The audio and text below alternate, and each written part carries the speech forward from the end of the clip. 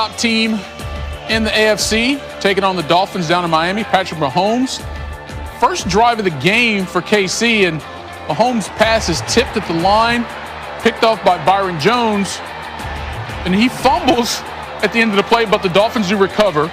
Only the third interception of the year for Mahomes, but it would not be his last in this game. Under pressure here. Not an interception, but a huge loss inside the 5-yard line. Loses 30 yards on that sack, and then this one is picked off by Eric Rowe. 2 picks in the first quarter for Mahomes. The Dolphins would take a 10-0 lead, but then Mahomes like, yo, we are down, but we are far from over. Travis Kelce, he's open. We say that a lot. Chiefs would end up taking a 14 lead at the half, third quarter. Dolphins with the punt. So McCole Hardman. And he had a lane, he had blockers, and he had all the speed. 67-yard touchdown as the Chiefs roll off 28 unanswered points. It would actually be 30 unanswered by the time we pick up with Tua right here. Looking for Mike Gesicki.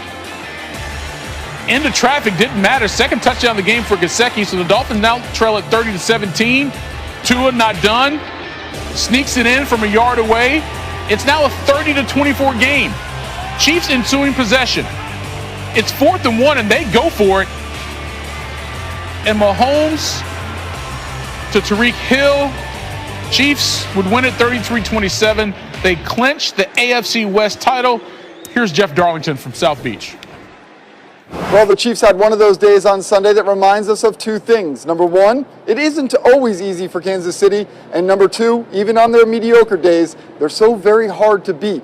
On a day that started with a first quarter that saw Patrick Mahomes throw 2 interceptions, had 1 fumble, and also took a 30-yard sack, it ended with the Chiefs holding off these feisty Dolphins.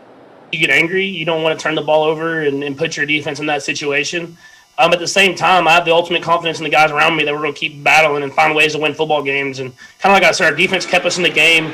They kept getting stopped whenever they were just on the field. It seemed like the entire first quarter. And then all of a sudden we were leading at halftime. And I feel like this team plays better when their back's up against the wall, and that's a good thing to have about a football team. We had a few tip balls. That always, you're trying to avoid that, but at the same time, it's football. Guys are going to get their hands in the passing lane here and there. And the biggest thing is how are we gonna handle that, And I think Pat does it better than anybody in the league. Is when adversity hits, his level of play goes up. We got to finish on both sides of the ball. Make sure we take care of business there. Not a lot of yards, but we've got to take care of the ball. Too many turnovers, and can't do that against good football teams. Perhaps the Dolphins could have better benefited from the Chiefs' miscues if they weren't so injury depleted on offense. Regardless, Mahomes still had 393 yards, and the Chiefs locked up the AFC West. Now they can spend the rest of their regular season focusing on locking up that ever-important number 1 seed. In Miami Gardens, Jeff Darlington, ESPN. All right, look, I know we've been hyping up this Chiefs offense for a while now, but I still feel as if some of y'all don't quite understand what KC's been doing. I think this should help. Over the last 2 seasons, including the playoffs, KC has 8 wins when trailing by double digits. That's the most in the league. They've scored 20 or more unanswered points in a game 12 times. That's tied for the most.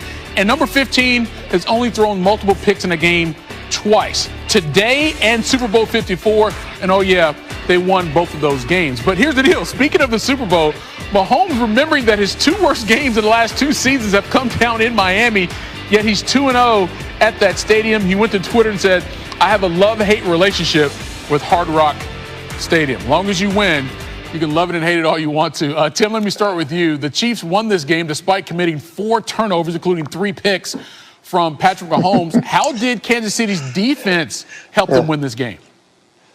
Well, listen, they played complementary football, and the mark of a good team is when, one phase of your team is not playing well, the other group steps it up, and that's what happened. We saw the special team score. Obviously, that helps when your offense turns it over 4 times. But defensively, Steve Spagnuolo has that group getting better, which is kind of what he's done throughout his career. They maybe start slow defensively, but they get it going.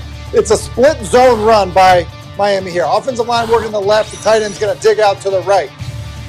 The back wants to cut it back to the right, but Chris Jones gets so much penetration early that the back has to try to bounce it outside, and then there's Mike Dana for the tackle for loss. Then on a 3rd and 5 here, they're going to run some type of mesh concept, try to get a pick with zone coverage, and then Frank Clark wins right away. So this ball comes out early from Tua, and basically the route doesn't develop yet. Mac Hollins probably would have had an opportunity there, but the ball had to be out. And then in a known passing situation, it can't always be Chris Jones or Frank Clark. This time it's Deshaun Wharton who gets to Tua. And so you just look at this defense. We saw an interception from Tyrann Mathieu earlier in the football game. They came to play. They really did. And I think that if this team can get that type of effort and that kind of disruption defensively to go with that offense you were just talking about, Michael, then we, different than the AFC, the NFC, we know who the best team in the AFC is. Yeah, it's just a matter of getting to the playoffs and see how those matchups play out. Rob, let's talk about Miami, though. And again, despite the loss, because this wasn't a season where people were expecting a lot of things from this Dolphins squad, you have been impressed, though, with the improvements that Miami's made from last season to this season, especially on defense. What did they show you today against this high-powered Chiefs offense? Well, anytime you can have Pat Mahomes throw 3 interceptions, more interceptions than touchdown passes, you're doing something great. So, you know, when I look at what Josh Boyer had to come in and take over for the worst-ranked defense last year and the amount of takeaways, I mean, they were playing this game without Kyle Van Noy, Landon Roberts, 2 of their leaders on defense. So for them to go out there and cause Kansas City some trouble, they have come a long way from last year to this year. So hats off to Miami. I mean, I know it's tough to lose any football game, but you have to come away with this saying, look, we had 3 turnovers against Kansas City, one of the best teams that takes care of the football. Pat Mahomes does not throw multiple interceptions. So when you can do that, you have to feel positive about where you're heading. So if they can continue to improve and get some health back, Kyle Van Noy get back, Landon Roberts come back, they'll be even better. So they got to focus on a big game coming up against New England this week. Yeah, no moral victories in the NFL, but they'll probably feel a little bit better following this loss and some of the other ones they've had so far here in 2020. All right, let's keep it in the AFC for a second, because the Colts and the Raiders, this matchup also impacting how that AFC playoff picture is going to fall out. First quarter, Indy's up 3-zip. Phillip Rivers, T.Y. Hilton. Colts take a 10-0 lead. He's like, oh, break it down. All right. Second quarter now. Vegas down 10-7. Derek Carr, Nelson Aguilar.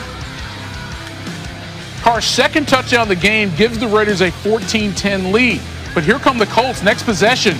Rivers looking for Hilton again and got behind the defense. 41 yards on the pitch and catch. Colts regain the lead, 17-14. Here come the Raiders as soon as they get the ball back. Carr, Kenny Moore, what? Carr probably thought he had a touchdown when he let it go, but Kenny Moore put that on the top plays right now. Just a ridiculous one-handed catch for the interception. Colts would lead it 20-14 at the half. Third quarter, it's 20-17 now until Jonathan Taylor does that. He just ran past everybody. 62-yard touchdown extends that Colts lead to 27-17. All right, it's 27-20 now, 12 minutes to go. Hines, he's like, yo, let me get a big gain here on this defense. 31 yards, you can take all of them. That running game for the Colts starting to take over. And there it is, out of the Wildcat. Hines gives it to Taylor, punches in for the touchdown. Could the Raiders do something late? They're down a couple scores, 5:30 to go. Carr, nope. Kari Willis picks it off and takes it to the house. What a performance by the Colts on the road as they win it 44.